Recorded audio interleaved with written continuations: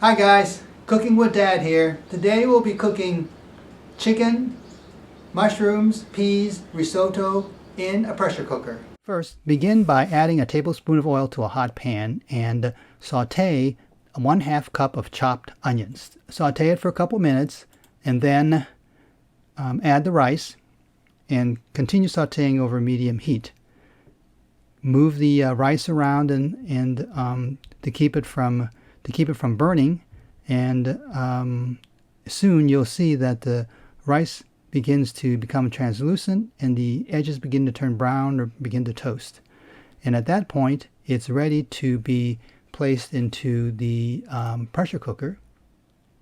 Put it in the pressure cooker and add the other ingredients, the mushrooms, the salt, the chicken broth. And if you're using raw chicken, this would be the point in which you add the pieces of raw chicken. I have a rotisserie chicken left over that I'm using, so I'll add the chicken at the end of the process. Cook on high pressure for about 9 minutes. And once the cooking is done, wait 10 minutes before using the quick release.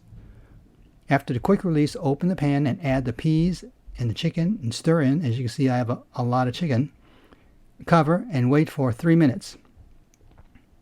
At that point, the chicken will be done, the peas will be done, and the rice will be ready to serve. Thanks for watching. CookingWithDad.net.